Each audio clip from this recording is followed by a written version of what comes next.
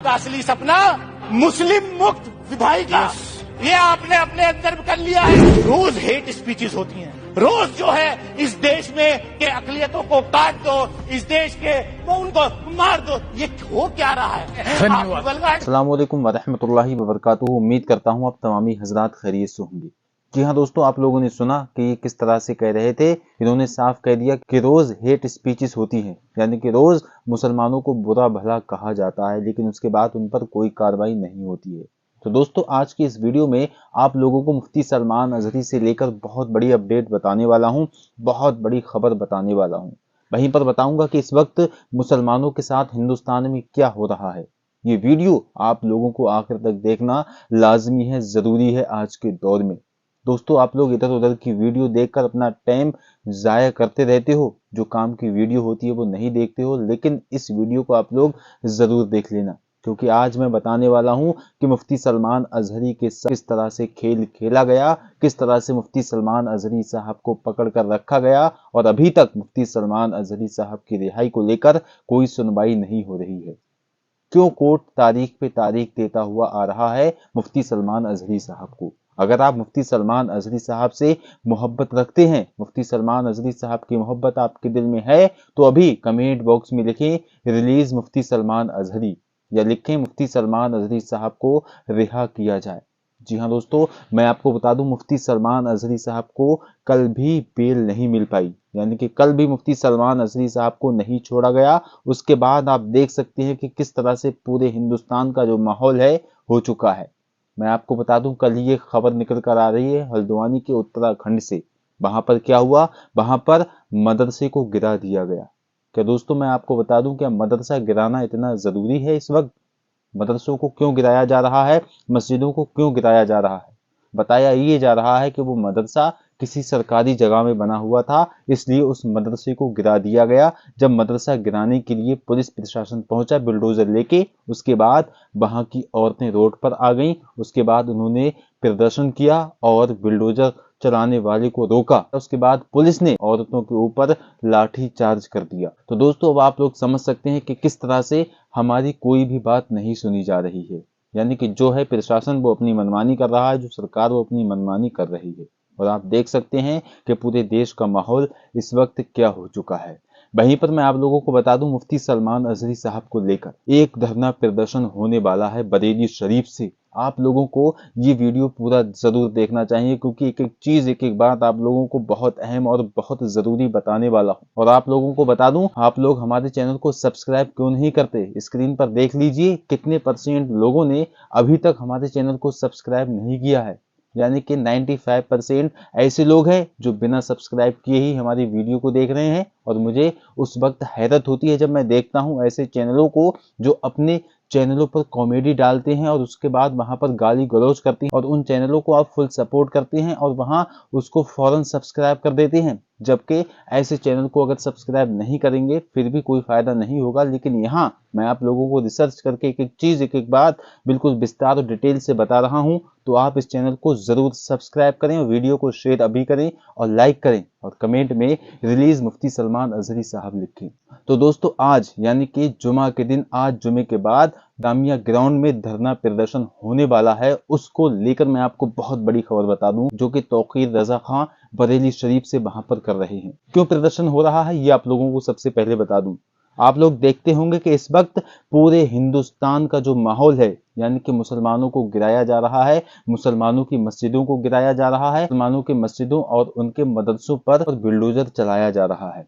और वहीं पर कहीं पर मुसलमानों को पकड़कर उनसे जबरदस्ती जय श्री राम के नारे भी लगवाए जा रहे हैं और बेकसूर मुसलमानों को पकड़ा जा रहा है। यानी कि मुफ्ती सलमान अजहरी साहब को लेकर धरना प्रदर्शन होने वाला है दोस्तों। उसको लेकर हजरत मौलाना तौकीर रजा खान ने जो प्रदर्शन रखा है, वहां पर पहुंचे जुमे की नमाज के बाद इस्लामिया ग्राउंड में, और उन्होंने कहा है कि हमें दिखाना है कि किस तरह से मुसलमान अमन पसंदी के साथ प्रदर्शन करता है, अमन पसंदी के साथ वो अपना धरना प्रदर्शन करता है। ये हम यहाँ की सरकार को दिखाना है और यहाँ के पुलिस प्रशासन को ये बताना है कि हमसे हिंदुस्तान को खतरा हो ही नहीं सकता है, क्योंकि हमने ना आज तक आतंकवाद फैलाया था और ना आगे हम कभी आतंकवाद फैलाएंगे।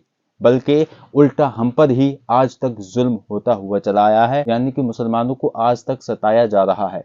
लेकिन अल्हम्दुलिल्लाह मुसलमानों की गैब से मदद होती गई है।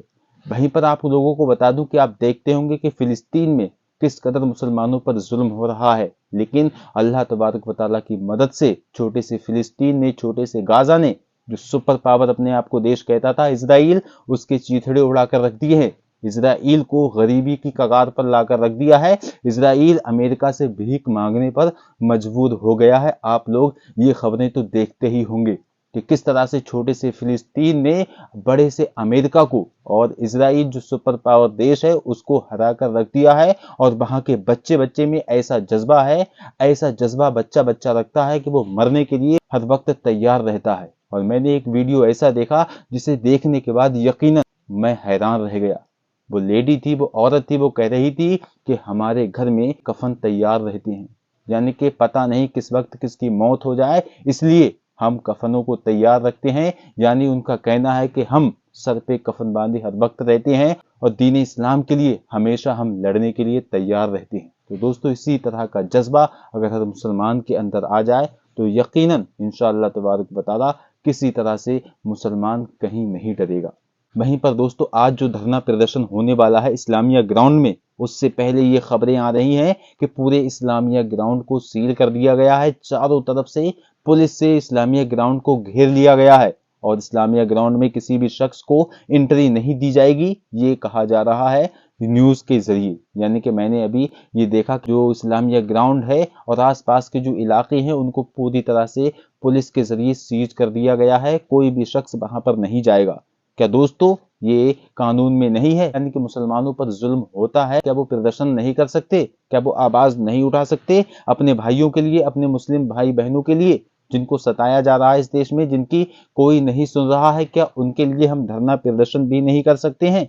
जी हाँ दोस्तों, और हम यकीनन हमने जितने भी धरने करे हैं उसमें किसी भी तरह से किसी शख्स को कोई दिक्कत और परेशानी नहीं हुई है। जैसा मैं आप लोगों को बता दूं, परसों जो कि मौलाना अशरफुल जिलानी साहब ने, जो मुफ्ती सलमान अजहरी साहब के लिए बहुत ही बेहतरीन धरना प्रदर्शन किया था, दोस्तों आप लोगों ने वीडियोस देखे होंगे। आइए मैं आप लोगों को एक वीडियो दिखा देता हूं कि मौलाना अशरफुल जिलानी साहब ने मुफ्ती सलमान अजहरी के समर्थन में जो धरना प्रदर्शन निकाला था भीलवाड़ा अजमेर यानी कि राजस्थान में जो प्रदर्शन हुआ था, यकीनन वो पूरी दुनिया को ये बता रहा था कि मुसलमानों को इसी तरह से एकजुट होकर मैदान में आ जाना चाहिए और सभी मुसलमानों को इसी तरह से इस पूरे देश के हर शहर से प्रदर्शन करना चाहिए ताकि मुफ्ती सलमान अजहरी साहब की जल्द से जल्द रिहाई हो जाए।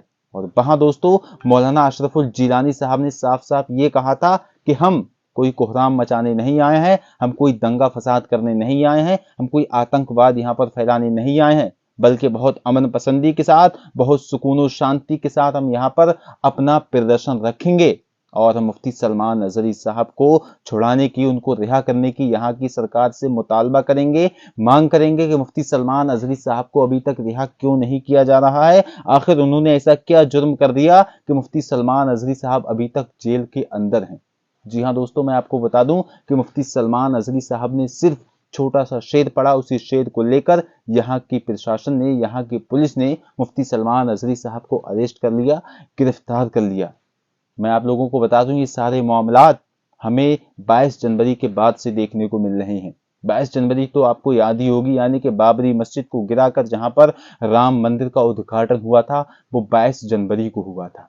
और 22 जनवरी को जब वहां पर उद्घाटन हुआ तो वहां के इस देश के पूरे हिंदुस्तान के जितने भी मंत्री हैं वो सब वहां पर पहुंचे थे और उन्होंने पूरी तरह से वहां पर जो उद्घाटन किया था। उसके बाद जो इस देश का माहौल बना, उसी दिन से दोस्तों आप देख सकते हैं कि इस पूरे हिंदुस्तान का जो नक्शा है वो बदल कर ही रह गया।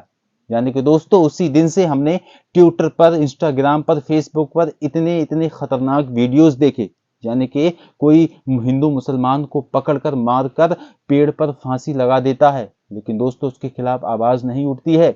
कोई किसी बहन को, मुस्लिम बहन की आंख में सरिया डालकर उसकी आंख निकाल देता है दोस्तों, लेकिन उसके खिलाफ कार्रवाई नहीं होती है। ये सब इंडिया में मामला 22 तारीख के बाद हुए हैं। तो कोई ज्ञान वापी मस्जिद को गिराने की बात कर रहा है, कोई ज्ञान वापी मस्जिद के आगे मंदिर लिख रहा है, लेकिन उनके खिलाफ कोई कार्रवाई हुई नहीं हुई तो कोई ये कह रहा है कि मुल्ले काटे जाएंगे और राम राम कहेंगे। इस तरह से हजारों वीडियोस आप फेसबुक ट्विटर वगैरह पे देख सकते हो जो मुसलमानों के खिलाफ बोल रहे हैं, मुसलमानों को मिटाने की बात कर रहे हैं। तो कोई मुसलमानों की 4 लाख मस्जिदों को गिराकर वहां पर मंदिर बनाने की बात कर रहा है। तो दोस्तों ये सब 22 जनवरी के बाद हुआ है। और ये क्यों हो रहा है? क्योंकि पुलिस प्रशासन किसी भी तरह का इन लोगों के खिलाफ एक्शन नहीं ले रहा है। अगर एक शख्स के लिए भी ये एक्शन ले लिया जाए तो यकीनन जितने भी लोग हैं इस तरह से जो भाषण दे रहे हैं, इस तरह से जो बयानबाजियां कर रहे हैं, उन सारे लोगों के मुंह बंद हो जाएंगे। लेकिन उल्टा हो रहा है। जो शख्स पूरे हिंदुस्तान में मुस्लिम कौम को समझाने की कोशिश कर रहा है, मुस्लिम कौम में इस्लाम फैला रहा है और अच्छी अच्छी बातें कर रहा है, सरकार की हदीस हर मुसलमान तक पहुंचा रहा है, कोई भी भड़काऊ भाषण भड़काऊ बयान नहीं कर रहा है, यानी कि मुफ्ती सलमान अजहरी साहब, उनको तो अरेस्ट कर लिया जाता है। लेकिन जो टी राजा सिंह जो मुसलमानों को हिंदुस्तान से मिटाने की बात कर रहा है, उनको हिंदुस्तान से पड़ोसी मुल्क भेजने की बात कर रहा है, लेकिन दोस्तों उसको नहीं पकड़ा जा रहा है। उस पर अगर कोई कंप्लेन करवाता भी है तो उस पर मुकदमा होने से पहले उसकी रिहाई हो जाती है। तो दोस्तों ये क्यों हो रहा है? क्योंकि दोस्तों मुफ्ती सलमान अजहरी साहब वो शख्स हैं जिन्होंने तहफ़्फ़ुज़ नामूस रिसालत के लिए अपनी जान को दांव पर लगा दिया था। दोस्तों आप लोग वीडियो को पूरा जरूर देखें। अगर आपको लगता है कि ये बंदा गलत बातें कर रहा है, झूठी बातें कर रहा है, तो आप वीडियो को बिल्कुल ना देखें, अभी यहां से जा सकते हैं और मेरे चैनल को अनसब्सक्राइब भी कर सकते हैं। और यकीनन अगर आपको लगता है कि यह बंदा बात सच्ची कर रहा है और बिल्कुल हक कह रहा है तो अभी इस वीडियो को लाइक करने के बाद चैनल को सब्सक्राइब करें और कमेंट में सुभान अल्लाह जरूर लिखें। क्योंकि दोस्तों हमें उम्मीद है इंशाअल्लाह तबारक व तआला 3 दिन के बाद इंशाअल्लाह न्यायालय से, कोर्ट से ये फैसला आएगा और हमें उम्मीद है हिंदुस्तान के जो कोर्ट हैं वो यकीनन आज भी सच्चाई हमें परोस रहे हैं, सच्चाई दे रहे हैं। और हमने देखा है कि मुफ्ती सलमान अजहरी साहब परसों भी इसी तरह से कोर्ट से रिहा हो गए थे, लेकिन दूसरी जगह की पुलिस यानी कि कुछ की जो पुलिस थी वहां की पुलिस ने आपको गिरफ्तार कर लिया। और जब कल यानी कि जुमेरात के दिन वहां कोर्ट में हाजिर हुए तो मुफ्ती सलमान अजहरी साहब को वहां से रिहाई नहीं मिल पाई, किसी कारण नहीं मिल पाई। 3 दिन के लिए पुलिस रिमांड पर दे दिया गया है। लेकिन हमें उम्मीद है कि 3 दिन के बाद जब मुफ्ती सलमान अजहरी साहब फिर से कोर्ट में पहुंचेंगे और इंशाअल्लाह फिर न्याय होगा और मुफ्ती सलमान अजहरी साहब इन सारे केस से, इन सारे मामलात से निपट कर अपने घर पहुंचेंगे। और हम भी यही दुआ करते हैं मौला करीम मुफ्ती सलमान अजहरी साहब यकीनन अपने घर पहुंच जाएं। आप लोग कमेंट बॉक्स में आमीन जरूर लिख दें। तो दोस्तों मुफ्ती सलमान अजहरी साहब कोई आम इंसान नहीं है, बल्कि मुफ्ती सलमान अजहरी साहब वो मर्द कलंदर हैं जिन्होंने आला हजरत के मसलक पर काम किया है, मसलक के आला हजरत पर काम कर रहे हैं और मसलक के आला हजरत का पैगाम पूरे हिंदुस्तान के हर गली कूचे में पहुंचा रहे हैं। वो है मुफ्ती सलमान अजहरी साहब। और आप लोग क्या कर रहे हैं? जब मुफ्ती सलमान अजहरी साहब को पकड़ा गया था उस दिन तो आप लोगों ने बहुत ट्रेंड चलाया कि मुफ्ती सलमान अजहरी साहब को रिहा करो, मुफ्ती सलमान अजहरी साहब को रिहा करो, रिलीज करो। लेकिन धीरे धीरे जैसे ही 1-2 दिन हुआ आप लोग भूल गए कि मुफ्ती सलमान अजहरी साहब अभी रिहा हुए हैं या नहीं हुए हैं। आपने फिर से इधर उधर की वीडियोस देखना शुरू कर दिए, फिर से आप रील्स पर आ गए, फिर से आप शॉर्ट वीडियो पर आ गए। दोस्तों ये वक्त आप लोगों के सोने का नहीं है, आप लोगों के रील्स देखने का नहीं है, आप लोगों का टाइम बर्बाद करने का नहीं है, बल्कि ये वक्त है अल्लाह तबारक व तआला की बारगाह में रो रो कर गिड़गिड़ा कर दुआ करने का। ये वक्त है हमें 5 वक्त की नमाजें अदा करने का। ये वक्त वो है जब हम अल्लाह तबारक व तआला की बारगाह में रोकर, रात में रोकर अल्लाह से दुआएं मांगें कि मौला करीम हमारे गुनाहों को बख्श दे, हमारे गुनाहों को माफ फरमा दे। तो यकीनन अल्लाह तबारक व तआला बहुत गफूर रहीम है, वो हमारे गुनाहों को बख्श देगा। जी हाँ दोस्तों, इस वक्त जो हिंदुस्तान का माहौल है आप समझ ही सकते हैं कि हल्द्वानी के उत्तराखंड में पूरी तरह से कर्फ्यू लगाया जा चुका है। और वहां पर जो मदरसा था, जो बहुत ही बड़ा मदरसा था, उसको गिराने के बाद दोस्तों कर्फ्यू जब लगाया गया तो मैंने वीडियोस अभी क्या देखे, आप लोगों को मैं वो वीडियोस दिखा नहीं सकता हूं क्योंकि यूट्यूब की जो कम्युनिटी गाइडलाइन है उसके खिलाफ है ये चीज, इसलिए मैं यूट्यूब पर वो वीडियो नहीं दिखा सकता हूं। लेकिन बता तो सकता हूं, मैं आप लोगों को बता दूं, मैंने वो वीडियोस देखे। कुछ लोग पत्थरबाजी कर रहे थे और वो कह रहे थे कि मुल्लों को मारो, कि कटुओं को मारो। और वहां पर इस वक्त ये मामला है, अगर कोई शख्स दिख जाए तो पुलिस को ये ऑर्डर है कि उसे देखते ही गोली मार देना चाहिए। यानी कि दोस्तों हल्द्वानी के उत्तराखंड में ऐसा मामला सामने पेश आया है कि अगर कोई शख्स अपने घर से बाहर निकलता है, चाहे वो किसी जरूरत के लिए निकले या फिर बिला जरूरत के लिए निकले, उससे ये नहीं पूछा जाएगा तुम कहाँ जा रहे हो या कहाँ नहीं जा रहे हो। फौरन पुलिस को ये ऑर्डर है कि कोई भी शख्स दिखे वहां पर उसको फौरन गोली मार देना चाहिए। जी हाँ दोस्तों, इतना खतरनाक माहौल क्यों बढ़ रहा है?